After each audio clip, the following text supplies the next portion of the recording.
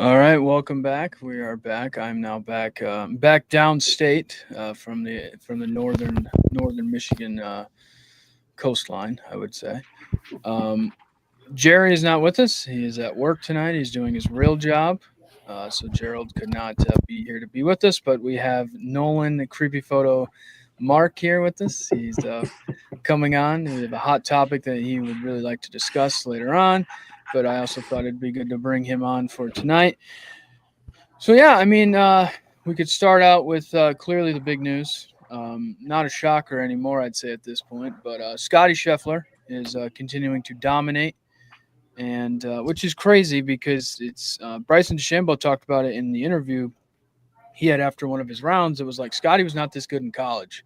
Clearly, he has figured out how to golf, and because he goes, I used to beat him all the time, and that's not the case anymore. He won. He was 17 under, won by 4 strokes. This is the fourth major of his career. It's the second this year. He is a U.S. Open away from the career Grand Slam, and he also has a gold medal at the Olympics, so he could be like the Golden Slam thing, which is much different. I don't know. I would think he may be the only golfer to have that if he were to get that, which is kind of cool. But I do have a cool stat before we discuss it a little bit. It took both Scotty and Tiger 1,197 days to go from their first major win to their fourth major win. Exactly on the same day. Exactly the same amount of times. It's how long it took. Both of their first were at the Masters. I don't know what Tiger's fourth one was at, but Scotty's was at the Open.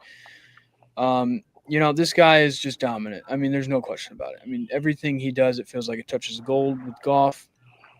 I think he's won 4 or 5 times this year on tour.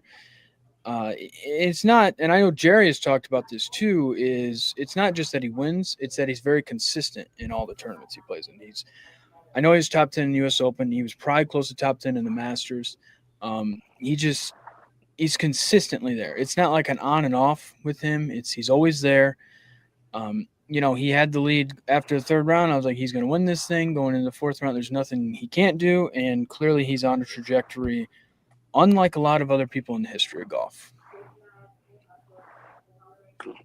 100% true. I mean, that guy was, like you said, he was in cruise mode. And day 3 and D4, he could have probably shot 3 more under from what I was seeing. He just played so defensively because when he's playing his game and he can roll it up to the green and put it to 3 feet, and then he taps that in for a birdie or par every hole and doesn't miss a fairway 90% of the time. It's hard to beat him when he's playing at this level right now. Like, I think too, he kind of like what you were bringing up, how he's so consistent and he's always like in the top 10 or whatever. He becomes an obstacle that every other golfer now has to keep in their head. Like golf is kind of a sport where you're playing the course more so than like other people, like basketball, and it's very like against one another. But when you're golfing against Scottie Scheffler, you kind of always have to keep him in mind because he is going to be so consistent that if you fall behind him, he's just going to keep going. So he just adds another level of difficulty to some of these courses and some of these big events. Yeah, I mean, that's very Tiger-esque, right? Where it was like you weren't just playing golf or you weren't just playing the course, you're playing Tiger Woods, right? That's the intimidation factor. You go back to when Tiger won his 15th in 2019 at the Masters, it was more or less like, oh, Tiger's there, and we don't really know how to handle this. Now you fast forward to Scotty, very similar, right? Where it's just he's always there. He never makes the mistakes. And his demeanor is so low-key, just there. He doesn't get frustrated. He doesn't get too excited unless he wins.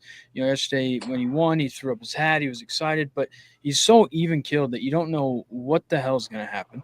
You don't know what he's thinking, what he's feeling. He's got a great caddy who's now won, I think, 6 majors now in Ted Scott, 2 with Bubba Watson, 4 with him. So he's just got it all figured out. He's got it handled. I just dropped that pen. I was going to say, what happened in there, dude? The coolest one I've ever seen. It just landed perfectly. But no, I mean, yeah, he's kind of just – he's figured out the game of golf right now. And I think the craziest thing is because I titled the video, Could Scotty beat Tiger? It would be fun to watch that. I don't think he could. But we have seen these guys in golf in recent years since the Tiger run where they kind of go on these runs. Dustin Johnson went on a run. Jordan Spieth went on a run. Justin Thomas went on a run. Brooks Koepka went on a run. Xander Schauffele won 2 majors last year. So you have these guys go on runs. It feels different with Scottie compared to all those other guys because he wins the tournaments outside of the majors and he's always there. So I don't know. I don't think he could beat Prime Tiger. It'd be a fun matchup to watch. But he is definitely putting himself into the upper echelon of top 10 golfers of all time.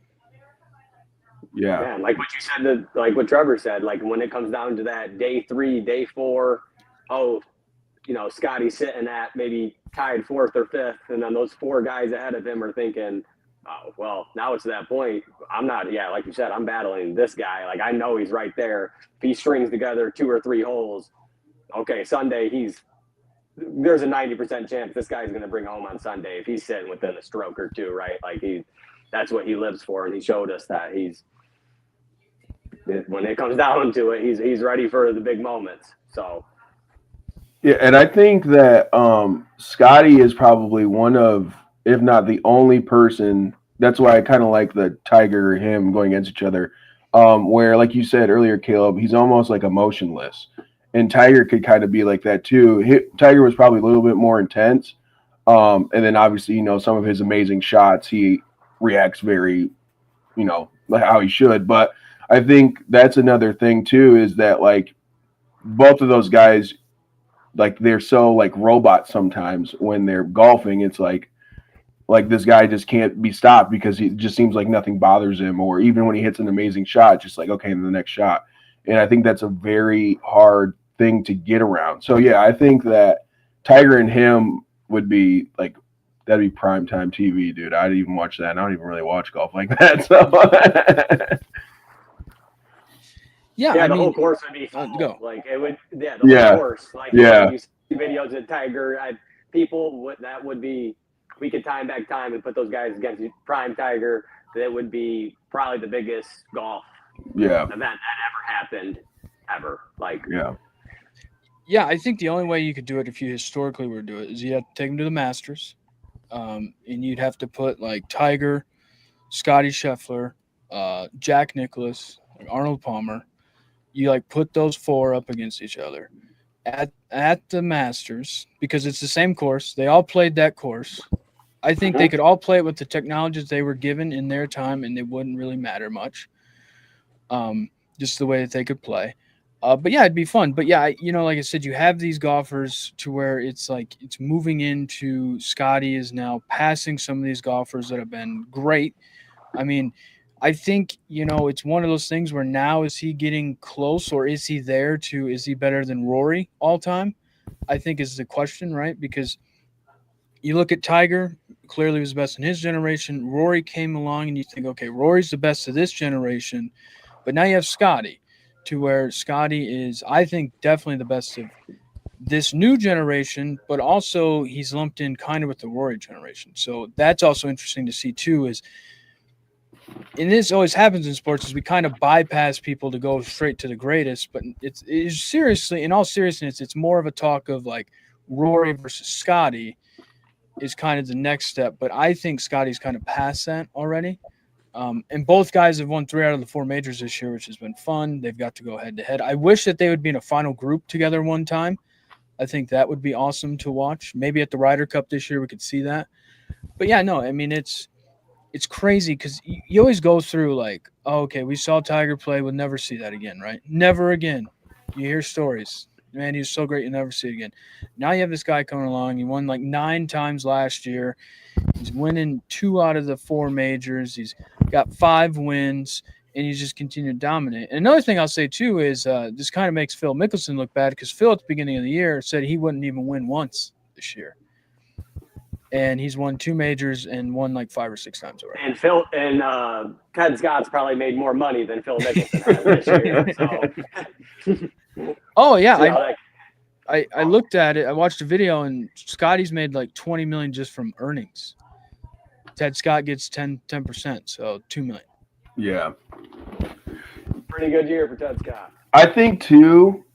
I'm not like a golf historian or whatever, so I could be like not even close to this. But there are so many golfers now who are almost like household names, even for people who don't really watch golf, like Bryson DeChambeau or whatever. And that might be like a social media thing too. That definitely helps like get their name out there, or whatever. But there's golfers who are out there that people that don't even watch golf know who they are. Um, and that could, I mean, like I said, it could be a social media thing, but I would say it attributes to like how talented a lot of these guys are at golf. And it's like someone who casually golfs, once a week or whatever, they're watching these videos or watching these tournaments and being like, wow. And I think for Scottie to rise above them so dominantly sometimes, I think that is like kind of a notch for him to be like, wow, he's a really good player, because there are so many like phenomenal players out there that are like super popular because they're very talented.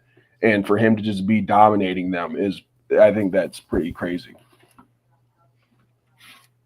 Yeah, without a doubt, right? Because that is kind of an argument some people have against Tiger, is that if you look back on some of Tiger's like final groups or some of his major wins, it's non-historically great players. They're more journeyman golfers. But I mean, so I think that is interesting. Yes. Do I think that the talent pool overall is better now than it was when Tiger played? Yes, without a doubt. Um, so that is interesting. Yeah, because he has clearly rose above but he's also come from behind from a lot of these guys, right? Like the Jordan Spieths, the Justin Thomases, the Rorys, the Brooks Koepkas, the Xander Schauffele's, where it's kind of like it's taken him a little bit longer to get there, but he's figured out now he's passing all those guys, right? Mm-hmm. Doubling majors of some of those guys, doubling wins of those, so that whole thing. I think that's what's kind of cool about it is all those guys kind of came out of the gate hot in their careers, winning early, a lot of them. And now it's kind of like we're waiting for them to win again. It took Rory, over 10 years to win. And Scottie's just kind of been there. The Ryder Cup at Whistling Straits, I want to say it was 2018. We kind of figured out who he was. We were like, who's this guy in this team? They put him in the final group against John Rahm. He beat him, and ever since then, he's been dominant. So he's kind of taking this slow progression up. And, it's been fun to watch. But this guy is, yes, he is crazy good. He wins his fourth major, second this year. He's got the Ryder Cup, the PGA Championship. He's got a chance to win like $20 million for the FedEx. I mean, this guy could win $40 million just off playing this year. And I will say the other thing that I think makes Scottie so successful, unlike a lot of the other golfers before we move on here, and you guys can agree with this or not, but he's all about golf and family. Like he's just golfs and then he wants to go back to his family. Mm-hmm. He doesn't worry about like having to put the PGA Tour on his back with the live golf thing like Rory does, or the sponsorships like Tiger. He just kind of is like, whatever. I'll wear Nike apparel, I guess, because I went to Texas and they had that. And I'm just going to go home, hit some golf balls, hang out with my family. And I think that is what makes him so consistently successful, is he's not worried about anything else other than golf and his family. Yeah, I think it's like a really relatable thing too, and I think that's why he's so popular. Not, well, A, because he's like the best golfer in the world, but B, it's like when you see him do interviews or whatever, you're like, wow, I really like this guy. And like even like when he got in trouble for whatever, like last year, people were like defending him because they liked him so much. When Tiger Woods got arrested, no one was defending him. But I kind of going back a little bit, like what you said, was it DeChambeau who said he used to beat Scottie all the time in college? That's kind of, I think, also goes to how good Scottie is, because like, yeah, he may not have been like the best guy when he first started, but like he's almost 30 years old and he's like in his prime right now. And like usually, Tiger, when he got, post 30 years old, it was kind of falling down, and we could see Scottie just continue to be in his prime as he gets older, because he kind of peaked later than a lot of these golfers. Yeah, so we'll move on here. Damian Lillard. I'll start with what Jerry said about the Damian Lillard to Portland thing. I don't get this move, but whatever. It's not me. Jerry said Dame's career might just be over, but at least he can still revive it in Portland. So Damian Lillard signed a 3-year, $41 million contract with the Trailblazers, $13.8 million average. He's 35 years old, just turned 35. He's coming off the Achilles tear. I think there's two ways that I don't get this deal. Is Damian Lillard, as a guy who's never won a championship, maybe you want to win one, get on a team. You had kind of this time with his Achilles injury where you didn't really have to rush it. And then if you're the Trailblazers, you bring in this guy who's not going to help you at all this year. And you're a team that probably won't be in the playoffs. Yeah, like you said, you're not getting him until what? Even if he did come back March with his injury, if he even comes back. And they're in the Northwest, the Thunder. You can basically lock them up for the next 3 years winning that. Nuggets and Timberwolves. I mean, I'm not saying that you look at Portland's roster, Drew Holiday, Scoot Henderson, Shaedon Sharpe, Denny Abidi, Chris Donovan, Klingman, like they got a roster, but for somebody that you moved on from, that was your guy, however many years ago, just like you said, Gail, to bring him back into this situation where they have these young guys, Scoot Henderson, this is basically his last year to prove himself. So that is a very wonky. Dame obviously is pumped. I think it's more of a Dame wanted to be there, and they had the money to do it, and they said, you know what, if he wants to be here that bad, we might as well just take the shot on him and see what can happen. Because they did lose their point guard, who they sent to the Celtics, also a great trade of the summer by Brad Stevens, but we won't go too far on that. Yeah, so I think that maybe it could be almost like a sentimental thing, like because this is probably like Jerry said, this is probably like his last go around, especially if he like suffers like another injury, because he is 35 years old. So I think it could be like a sentimental thing. Like, yeah, he could maybe mentor a guy like Scoot Henderson, like Nolan said, and then push him past what they expect him to do, and then he probably would retire as a Trailblazer. That could be something that happens, but I don't know. I think it's hard to pay a guy because Milwaukee is paying for him for a while too, right? So you don't, he's going to be a pretty high paid player, and he's not even, going to play next season. So it is kind of hard to pay a guy who's not even going to be there for a season. I mean, obviously he'll be in the facility and things like that, but not actually participating in games and things. But yeah, so I think it's kind of sentimental. Portland likes Damian Lillard, obviously, for all the things he did for them in the past. I think he loves being in Portland. So yeah, I mean, it's a weird thing because I think the Bucks are paying him like $20 or $25 million a year for like the next 4 or 5 years. He's getting 13.8 over the next 3 years from the Trailblazers. He's getting paid like $35-40 million to not play for this year, not play for one of the teams that's paying for him. It's more, I think it's more than anything. It's the Trailblazers are in the awkward phase of like, we're not going to be a good team, but we want to sell tickets. So we're going to bring this great back in the franchise and kind of do this thing.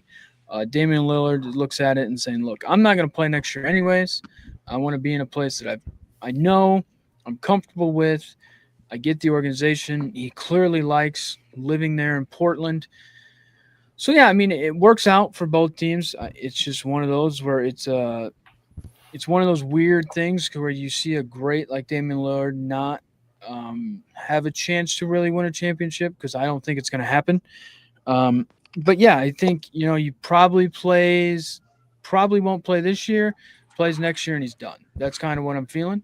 It's kind of what it feels like, one of those things where, hey, we'll give you a 3-year deal just to kind of say we're going to give you a 3-year deal. We're going to basically give you free money. You're going to come back for us. You're going to put butts in seats. We're not going to be good. And you can kind of do this little send-off thing, and then we'll maybe figure out what we want to do with the organization. I mean, that's basically what it is. Yeah, and he kind of I kind of see him getting thrown in like the Tracy McGrady conversation where it's like, yeah, he was a phenomenal player, especially in his prime. Like Tracy McGrady was probably the best offensive player in the league in his prime. And you can say similar things about Damian Lillard. It'll just be a guy who played at a really high level but never got to win a championship. Which, I mean, is nothing. It's something to hang your hat on, right? He had a great career, but yeah, I don't see him winning a championship. I think, like you said, Caleb will probably not play this coming year, play the next year, and that'll be kind of his like retirement tour, which he deserves because he was a phenomenal player. Yeah, he was. He's a great player, Hall of Famer. Just could never win a title. You know, it was one of those weird things. Tried to win a title going to Milwaukee, it just didn't really work out. But you know, who knows? The Trailblazers could be good in 2 years, and we could all look back on this and say, "Wow, 36-year-old Damian Lillard is dominating the league and with the Trailblazers." I doubt it, but you never know. One thing I do not doubt is the fact that we now have the third player non-quarterback to become the highest in the NFL just this offseason. It was Max Crosby first with the Raiders with his new deal, and then it was Myles Garrett. Now it is T.J. Watt, and he gets the new deal with the Steelers. There was a lot of talk that he wanted a new deal. I feel like this is like everybody wants a new deal now when they come to training camp year after signing new deals just because of how the salaries have kind of moved so quickly in the NFL. He signed a 3-year, $124 million deal, $108 million guaranteed. Like I said, makes him the highest paid non-quarterback in the NFL. He is 30 years old. He's going to be 31 in October of this year. Look, a consistently great player. Been very good in the shadow of his brother. You kind of come in as the brother of J.J. Watt, and you put up the numbers that he has. He's a great player. He's dealt with some injuries over the last couple of years, but he's still very good. The Steelers historically play defense. They continue that. And for the Steelers, they kind of are on this all-in tour, I would say. It's unlike the Steelers, where Aaron Rodgers, DK Metcalf, Jalen Ramsey, TJ Watt, like they're going all in on this thing to give it one last ride. Might as well make a great player in your organization happy. So, yeah, this now kind of foreshadows the Trey Hendrickson thing with the Bengals. I think that's like the next flip of the coin is he has wanted to get paid for quite some time. I'd say over the last year. He led the league in sacks last year. And now you have three guys that have made the market completely crazy when it comes to his deal. This is why I say in the NFL, if you're going to sign a guy, do it early, get it done over with. It saves you money in the long run. You're the first to do it. Then you can set the market. But yeah, TJ Watt, great move for the Steelers. All in. That's what it is. All in. Yeah, and I think I really like your point about Trey Hendrickson, like how it kind of sets the market value for some of these really good defensive players. Yeah, and I think that's the biggest news out of this is that now that this deal is done, the Bengals have to look at that and go, "Uh-oh, we're gonna have to really pay this guy because again, he's another phenomenal defensive player." So he's been wanting to get paid like he should be. So it's going to be really interesting what happens over there in Cincinnati, or if things get competitive and someone really tries to go get Trey Hendrickson or whatever. So yeah, and like we were just saying about how the city of Portland loves him. The same thing with the Steelers, the whole organization there. I mean, that's another player that obviously he's always wanted to retire as a Steeler. Mike Tomlin wanted him to be obviously they love him there. Everybody in the organization was happy that he was back. But like you said, to the money aspect of it is in this league, there's your quarterbacks and there's your elite defensive ends. And your elite defensive ends are going to be very expensive for the next.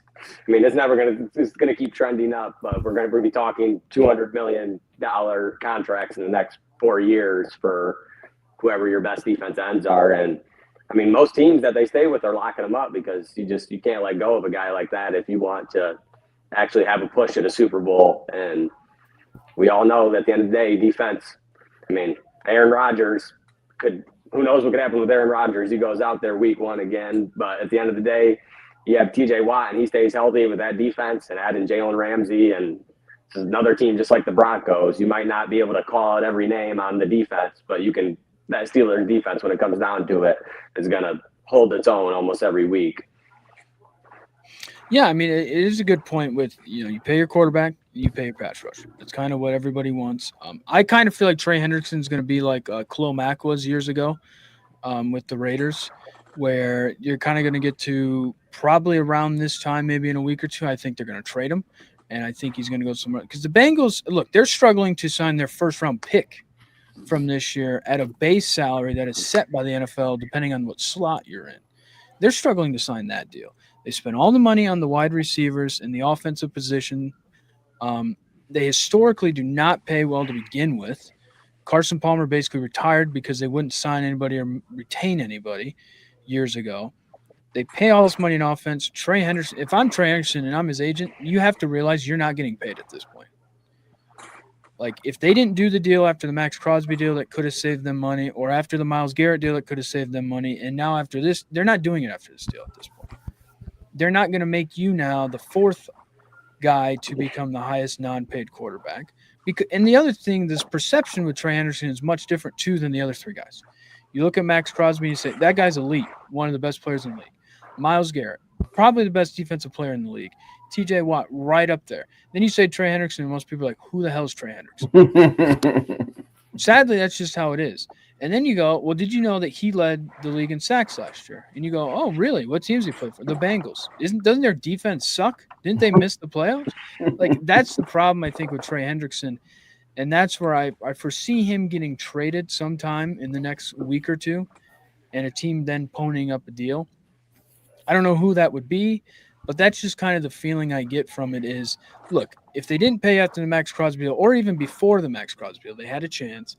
They're not going to pay you.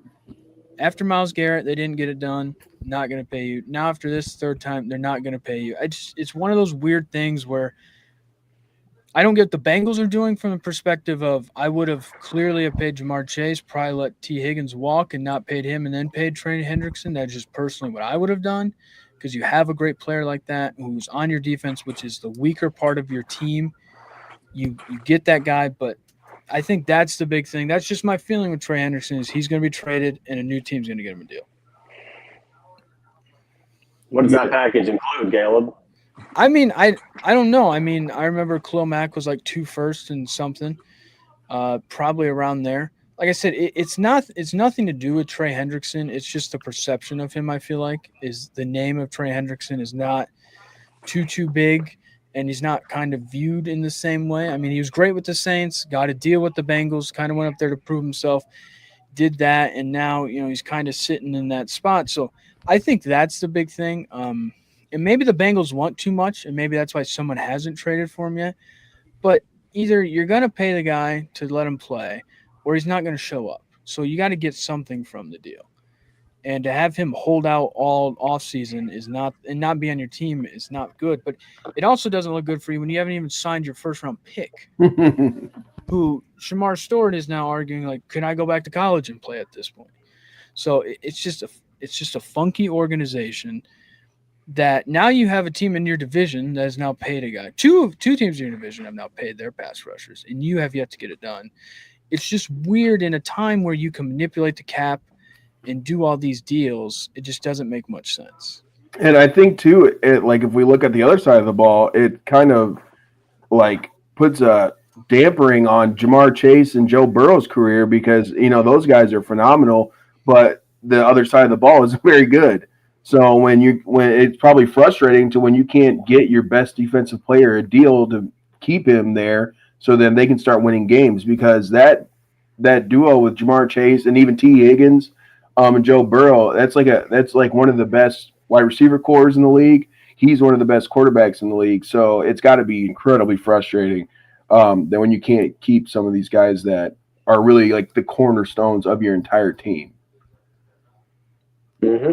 The Bengals will – Jamar Chase will have 2 TDs and Joe Burrow with over 300 yards, but the Bengals will lose 35-42, or they lost an OT in a shootout. It's just they're always in those blowout games or whatever it is. Yeah, I mean, that's just where they're at. They made it to Super Bowl years ago, kind of trying to reclaim that again, getting into the playoffs. But who knows? We will see if we see Trey Hendrickson at training camp with the Bengals or in a new uniform. We move on to one person who we did not see. This was a hot topic last week. This is the main reason why we had Nolan on here, Nugget. This is why he came on. He was going crazy in the comments, kind of going all over himself. I hope he cleaned those pants or threw them away. Okay, children's program. But this was a big topic last week. We set the over-under on, I think, 2.5 sightings of Livy Dunn in the All-Star game, and she was shown 0 times. Kind of surprising to me, I would say. So who won the bet? Trevor won the bet. Thank you. I even pushed a alt line to 3.5. I even thought that we would even go over the spread, but at the end of the day, I guess they were just more entertained with Tariq Skubal giving up 3 runs in the first inning. So it was, the Tigers didn't have a great outing. That's one thing about the All-Star game too. The Tigers, I think, were the first All-Star team to ever go 0 for 16 batting, and then their pitcher threw up a 16 ERA or something. So, those are some pretty funny stats to me to see. But yeah, Livy Dunn not being shown, that was a very interesting. She's shown in every other sports thing that we've ever seen multiple times. And if Taylor Swift can get on the TV, I think everybody and their mother would agree that this lady is about 10 times hotter than that. Dude, I'm telling you, Taylor Swift, they showed her for 8-year-old girls to watch their games. And then there's all-girl households that are watching football now because Taylor Swift will be shown. And I just don't think, yes, Livy Dunn is more attractive, but she doesn't have that cultural impact. That is, if Taylor Swift was dating Paul Skeens, she would have been shown 4 times probably. But she just doesn't. Now for, guys in their 20s, you guys are watching the game anyway, so they don't need I don't know why you say she hasn't had a cultural impact. Yeah, not like brought gymnastics to the SEC, to the South, to the mainstream, outside of just the Olympics. Do you remember the Eras Tour stuff? You couldn't get away from it, bro. They made a movie. That she was the biggest. I think she was the biggest celebrity in the world at one point while she was doing that Eras Tour stuff. Yeah, that's the same thing. It's just like you said too, but it's just like she's not in her sports career anymore. It's just like she would have the pull, maybe not as big, but Caitlin Clark's pull, right? When she was when Livy Dunn was in her prime, what were you seeing every day on your Twitter or whatever crazy? Okay, dude, we have 2 different Twitters, bro. Livy's Dunn, crazy pull. But it's just the same thing. But no, but that's a pull like Caitlin Clark has now. She's kind of that new girl of just everything. Talking sports cards even. She's the face of women's sports right now. So that's your new girl there. Yeah, Taylor Swift and Caitlin Clark have very similar audiences, right? It's the young girl that is entertained, and Livy Dunn has an audience of 20 to 45-year-old males. That's pretty much what it is. To Trevor's point is they didn't really have to show her because the people that were maybe looking for her or would want to see her are already watching the game. So Livy Dunn probably is viewed by little girls as somewhat of an inspiration, but they're not dying to be her. Where they look at Taylor Swift and Caitlin Clark and they say, I want to be that someday. Yeah, I think to be a Livy Dunn fan, you have to be a semi-sports fan. Whereas Taylor Swift, you could have 0 sports knowledge. There's videos all the time of girls watching and not even understanding what's happening in the football game.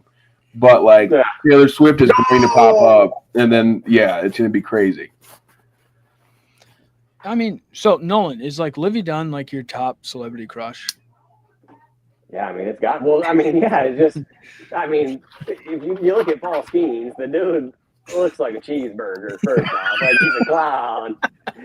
You talk about robots. The guy is. He's literally a robot too. He's one of those people. Just no. Maybe that's. Probably because he's just dedicated. Because he's that good. Maybe that's why I'm just jealous of the dude. But he's a robot. Every time he faces the Cubs, he makes it look easy. And then She just gotta. She needs something better in her life. She has. Dude, I feel like this is going past celebrity crush and into like stalker fan. Like, Yeah, he's obsessed. He's he's like shooting a shot right now. Your boyfriend's a cheeseburger. Man. If you want a real man, come Yeah. here. Come to the great city of Kalamazoo and come meet me. Or like she just has someone like, or my God, Pete Crow Armstrong. There you go. That'd be a power couple right there. Her out there in Chicago. There's something she can do so much better than that, dude. That is the one thing. Maybe it's because I don't like LSU too. But it's just a few things. You like their gymnastics team? Yeah, clearly. I'm cheering for that. But I'm not cheering for gymnastics. Oh my God! Yeah, I think you're obsessed at this point. This is why we had you on here. Cops may be called after this show. Yeah, dude. Do not go near her house, bro. Yeah, I bet you were hoping that you pulled the Paul Skeens card, because they were offering up the potential date with Livy Dunn. Yeah, I mean, it was more than a date. Yeah, I would have took the 500. Yeah, the 500K or whatever they said. No, I'd have told Paul, you just give me today for her. I'll treat her better, and she may never be coming back to you.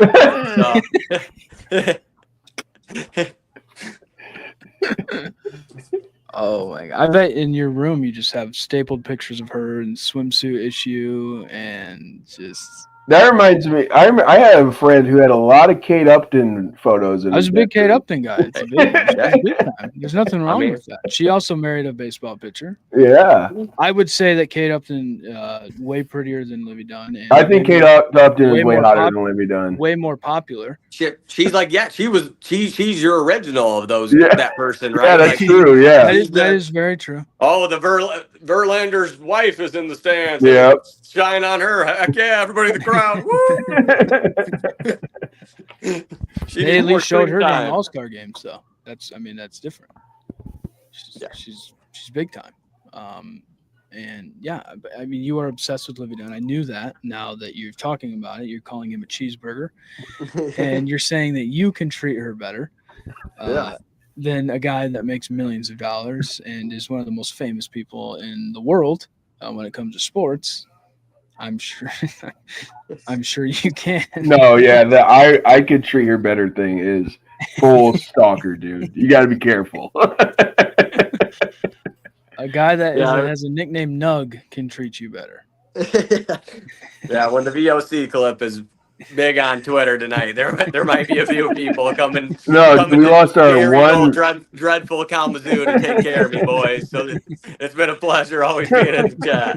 Yeah, I would say we lost our one viewer. So you're in prison. I hope that they have YouTube available in prison because our viewing numbers. Oh, they have phones. Really you can get phones and everything in there. It's basically it's really not even jail at this point. Now you know about prison. I don't know what you've done to know about it, but you clearly know about the inside. Hey, got somebody I go to the gym with, man. I think you gotta boof them though. I'm sure you got to sneak them in and stuff. Yeah, you got to put it in your prison wallet. Yeah. Mm-hmm. Better hope no one texts you. No. Yeah. Yeah, you don't get texts. It's only like unknown calls. No trace. What a mess! We have Livy Dunn stalker that is on the show and a regular viewer, which is wonderful to see. Anything else you guys want to talk about? Anything else that is on your mind as we move into this great another week in July as we get closer and closer to football coming up and other things that are actual sports? Other than arguing about a girlfriend of a baseball player that plays in Pittsburgh being shown in the All-Star game. I don't think we talked much about the All-Star game, like how they about how that. Well, you were clearly your eyes were glued. No, but for like how I texted you, Caleb. Oh, this is amazing how they did the It was cool. How they did it at the end. But why did they pick the people that they picked? I guess it was pre-picked. So David Sampson, who used to be the president of the Marlins, back in the day. He now has a podcast, and he kind of talks about these things. Is basically some of these guys that are big names in the All-Star game is they basically play their inning, 2 innings, 3 innings with their positional player or a pitcher, and they leave as the game's during the game, and they're on their way to their vacation spot. So the guys that they kind of picked were guys that were going to be playing later in the game anyways, and that would potentially still be there. So all those guys were pre-picked before the game, I guess, and so that's why they had to go with who they had to go with. Because yes, I mean, in all reality, you would have hoped like it was Aaron Judge, Cal Raleigh, for the American League, Shohei. Yeah, you would have wanted those guys, but they picked who they did. Thank God they picked Kyle Schwarber. Guy went 3 for 3 and basically won it for him. Guy's a tank. But yeah, it was very fun because it was different, and I don't think anybody expected that. Because like, what happens if there's a tie in the All-Star game? Nobody knew. Now you know. This kind of swing-off thing. So it was cool to see. It was different. You got 3 pitches. That thing. It was just different. It was cool. I don't know if the game had ever been in a tie before. It's something different. I thought it was better than Home Run Derby, to be honest. And it was not even probably a tenth of the time. But you get 3 pitches. I liked somebody tweeted, they were like, almost like the MLB does a certain amount of swings or outs for a home run derby, ... Because that's what the home run derby used to be, is you got 10 outs and whatever. So I think it was fun to see it in that format. But yeah, it was cool. I mean, it makes it interesting. Baseball, it feels like they're continuing to win on whatever they do lately. They kind of have momentum that gets people engaged and gets people that love Livy Dunn to watch and stay to the end. Clearly you did, hoping she would be shown once, and she didn't. No. And that is where the MLB cast lost about 10 of their viewers. So for the next All-Star game, when I know Skeens is going to be out there pitching again because he's had a crazy year, I will not be watching because his girlfriend will be the only highlight of the only show that I'll be looking for, and she ain't going to be on there. Balls in your court, MLB. Yeah. Rob Manfred, it's all on you. Show her a couple times. You lose 10 viewers. 10, no, not 10, 10%. I bet there's 10% that were in there watching. 20 to 25. They had the highest, it was one of the highest watched All-Star games in recent history, and they also have, I think, the highest out of all of the All-Star games out of all the major sports. Is baseball is the most watched, and that's been like that for the last 10 years. Pro Bowl, NBA, whatever. So yeah, they're continuing to do well. I have this last question for you, Nolan, before we wrap this up. Thanks for coming on as well. I mean, this is great. Yeah, thank you. Jerry. Thanks for having me on. What would you do if Paul Skeens and Livy Dunn broke up? Would you even go even crazier? No, like I said, it's not really I mean, she is absolutely beautiful. I just think that, there's just so much wasted talent there. I would hope that she would have some more common sense with her next man and go from about a 5 to maybe, he might be the man, but like in sports, but she could find somebody. She got to get like a Nolan Mark. Yeah. Nolan Mark. Somebody that's got some muscle on him, a little cut up.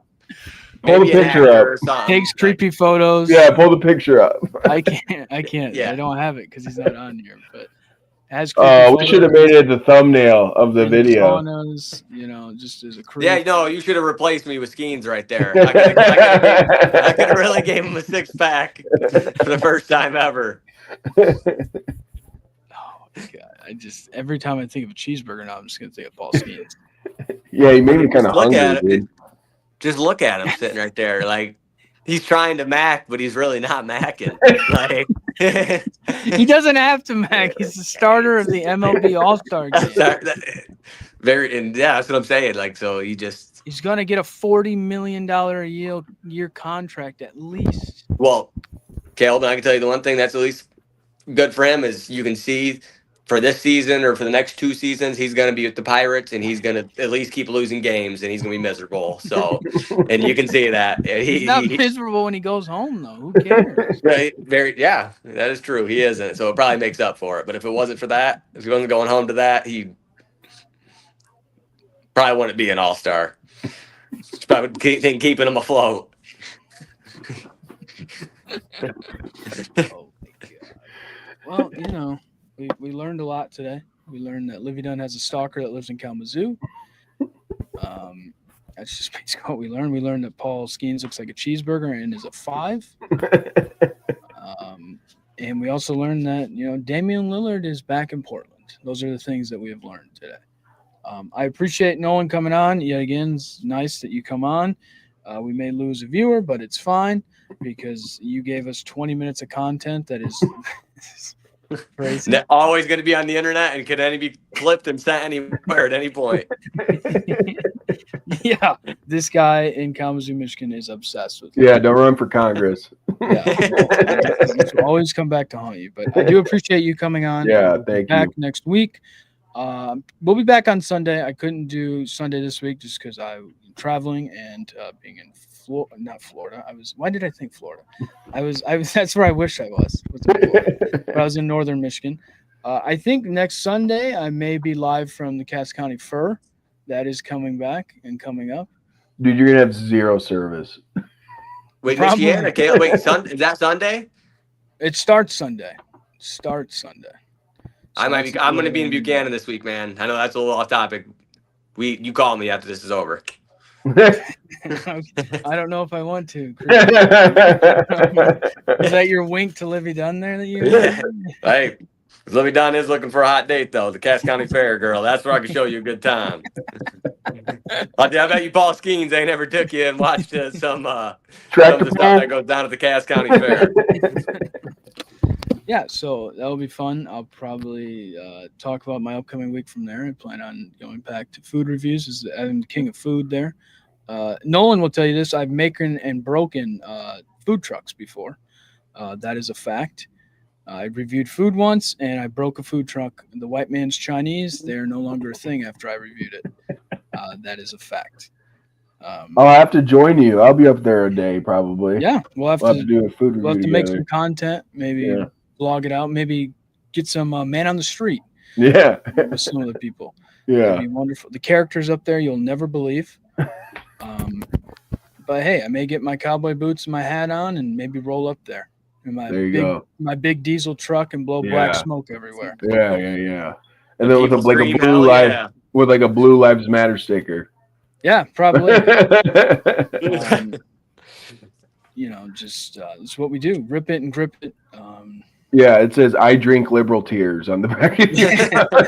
That's basically what a county fair is. Yeah. There's a lot of that. People that you normally don't see coming out, and they feel comfortable in that environment for some reason in public. Yeah, but in their overalls. Yeah. Yeah. Sometimes I wished some of the women would wear more clothes, and some I would wish would wear less. But that's just how it is. But that is a county fair. So that starts Sunday. So I may be live from there. Try to. Trevor has a very good point about the connection. When we get everybody converge in one place in Cass County, it ruins everything. All maybe 10,000 people. But that's just how it is. But we will be back next week. Jerry will be back. Nolan, we appreciate you coming on again. Yes, we do. Thanks for coming on. And as always, thanks for watching.